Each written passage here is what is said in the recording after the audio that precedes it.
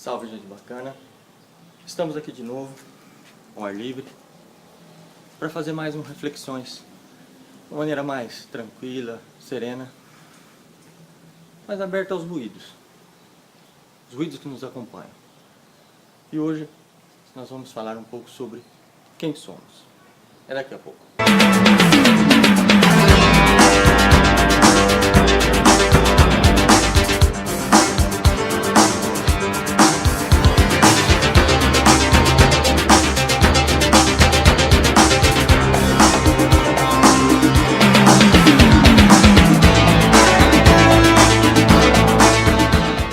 Olá, estamos aqui um domingo, depois do almoço, bem informal, barba por fazer, cachorro do lado, barulho, vizinhos, coisas normais para quem quer fazer um vídeo ao ar livre.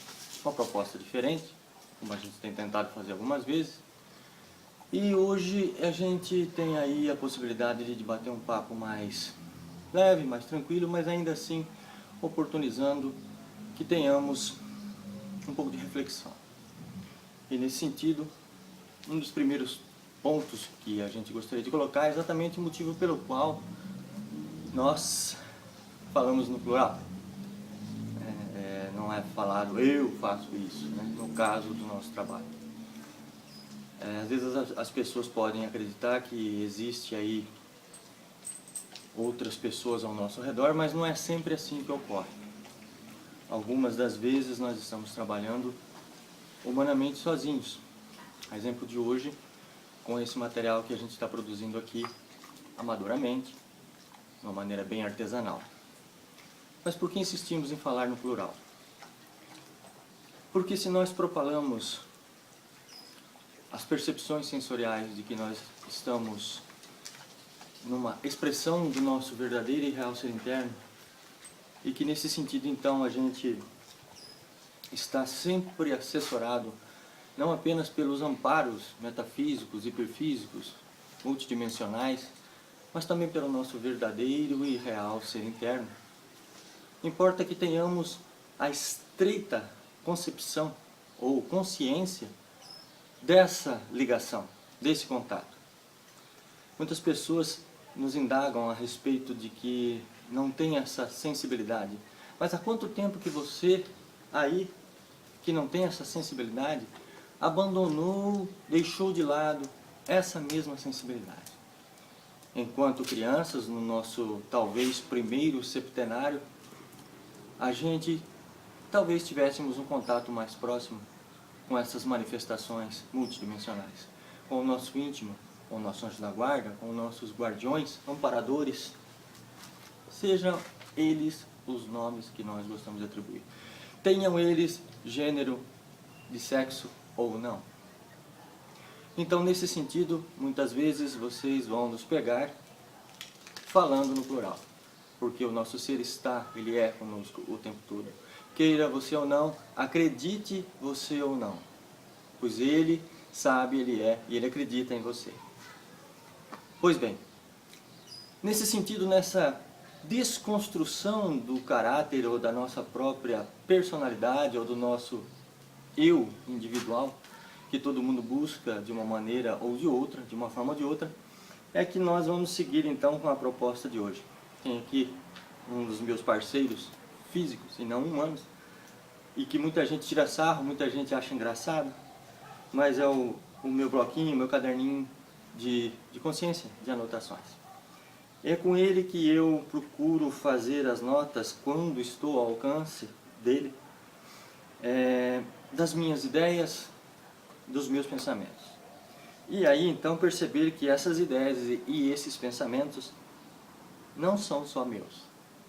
Eu sou apenas um veículo, um caminho, para que a expressão do meu ser, ou que a expressão do trabalho que a gente precisa, ou deve, ou quer desenvolver enquanto encarnados aqui neste planeta, possa ser realizado. Não importa qual seja a atividade, não importa qual a extensão ou a amplitude disso, mas importa em saber se nós sabemos quem nós somos. E a partir do instante em que a gente começa a fazer essa transcendental e filosófica pergunta milenar, quem somos nós? A exemplo do documentário que já saiu há alguns anos, é que nós vamos perceber então que não passamos de um conjunto, pensando assim de uma maneira bem mental, de um conjunto de aglomerados de células, moléculas, átomos, ou de conjunções químicas atreladas ao nosso DNA. Somos também um arcabouço de memórias e de heranças da nossa infância e dos nossos pais e dos nossos antepassados, biologicamente falando. Nesse sentido, no curso e no decorrer de nossa formação, na nossa construção do nosso íntimo, da nossa personalidade, da nossa identidade como um todo, nós vamos adquirindo informações, materiais, leituras, registros, arquivos acadêmicos, filosóficos, transcendentais, místicos, esotéricos, espiritualistas, simplesmente familiares do nosso bairro, ou de um filme, ou de uma novela, ou de uma palestra, cujo orador ou cujo ídolo nos inspira, seja ele um esportista, seja ele um ativista, seja esse ídolo um homem ou uma mulher, não importa. Importa que em um determinado momento ele nos inspire a sermos alguém melhor. Ainda assim baseado no conceito de bom ou mal, mas alguém melhor consoante a nossa consciência, o nosso propósito, ou ainda os nossos princípios e valores pessoais, dos quais, inclusive, fazem parte da nossa formação. Quando a pessoa se depara e percebe aos poucos que os seus atos, os seus gestos, as suas atitudes, elas são completamente recheadas de tiques, hábitos, condutas dessas pessoas que nos cercam e que nos inspiram e que nos trazem o melhor delas, a exemplo dos nossos pais.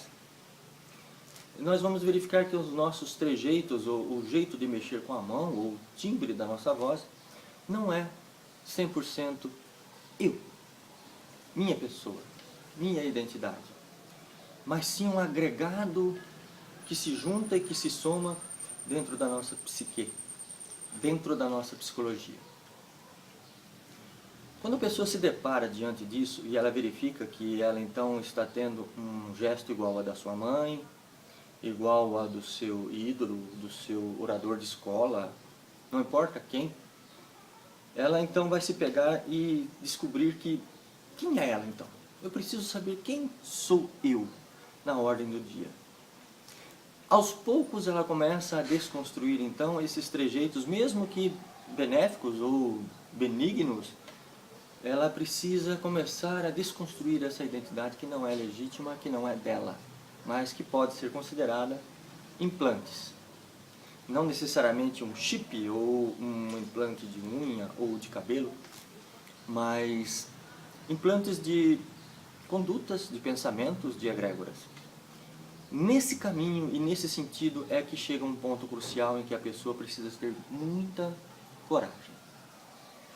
É onde ela se depara com um patamar em que ela se pega não sabendo quem é, efetivamente. Ora, se eu começo a desconstruir de mim o gesto que pertencia à minha mãe, ao meu pai, ou ao meu irmão, ou à minha irmã mais velha, ou aquele professor da escola, ou aquele ator da televisão que tem uma característica própria e particular, ou aquela atleta que tem lá um movimento bacana, que me inspira e que me faz crescer, mas que não sou eu.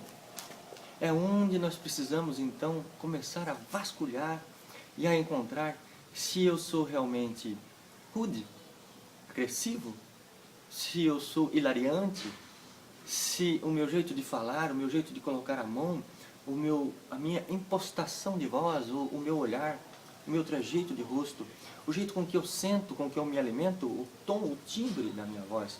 E aí então nos aprofundarmos a minha particularidade mental, intelectual, efetivamente selecionar dentro de mim o que eu gosto, o que eu não gosto, o que eu adoro, o que eu não adoro, pelo que efetivamente eu sou apaixonado, o que eu amo. Será que eu estou numa relação por conta da sociedade? Será que eu estou num trabalho por conta única e exclusivamente da parte financeira? Será que eu gosto do que eu faço? Será que isso, independentemente de me trazer um retorno, é-me interessante ou não? Então, assumir e descobrir esse compromisso consigo mesmo não seria apenas e tão somente fundamental, mas seria mágico, maravilhoso. A partir do instante em que você percebe quem é, você encontra essa sua singularidade, não só citadina, mas planetária, essa sua identidade ímpar, da qual nós todos precisamos, você começa a perceber o quão importante você é em todo o conjunto da grande obra cósmica, sideral, que reflete um trabalho maior do nosso planeta, do nosso desenvolvimento como seres completos e plenos. De que me adianta eu ser uma cópia do ator, que é uma boa pessoa, da atriz, que é uma pessoa bacana, do meu pai ou da minha mãe, dos meus irmãos, se eu não encontro dentro de mim as chaves importantes que vão abrir portas que ainda estão fechadas? Se eu não resgato, se eu não recupero a minha memória de quem efetivamente eu sou, para que eu possa contribuir com a maior ferramenta que é eu mesmo, no âmbito do esclarecimento das pessoas.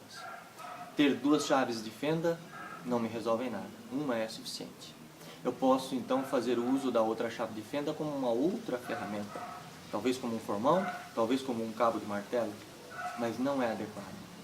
O adequado seria que tivéssemos então as ferramentas próximas de nós, totalmente adequadas, devidamente amoladas, devidamente afiadas, devidamente polidas, aptas ao trabalho.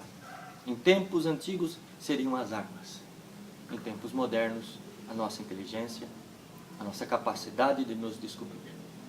Há que ter muita coragem para saber quem efetivamente é você, pois, atrelado a essa descoberta, você descobre também qual a sua atribuição, qual a sua atividade, o que efetivamente você deve ou pode ou quer fazer, independentemente de quem você seja ou de quem pensem que você seja ou que queiram que você seja. Quais as condutas que lhe enfiam goela abaixo, que lhe implantam para que você possa conviver pacífica e pasteurizadamente na sociedade de hoje. Você tem que ser inteligente para viver na sociedade, sem que ela o atropele, mas ser sábio o bastante para ir desvelando o véu do esquecimento e encontrar-se efetivamente na sua identidade particular, nessa sua chama, nesse seu fulgor, que é a sua total capacidade de ser um indivíduo distinto. E dentro de você existe essa chave importante para todos nós, pois a partir do instante que você se descobre e sai adiante nesse trabalho, seja ele qual for, você soma, agrega de uma maneira voluntária, sem dor e sem sofrimento, no desenvolvimento de toda uma humanidade. Seja ela o seu próximo dentro da tua casa, o seu vizinho, aquela pessoa que lhe atende numa lanchonete, num posto de gasolina ou dentro de um ônibus numa viagem distante. Essas inter-relações são importantes. A partir do instante em que temos essa consciência, essas inter-relações se tornam mais objetivas, práticas e funcionais. Descubra quem és e saberás o que fazer e qual a tua missão. Reflita sobre isso. Um abraço e até mais.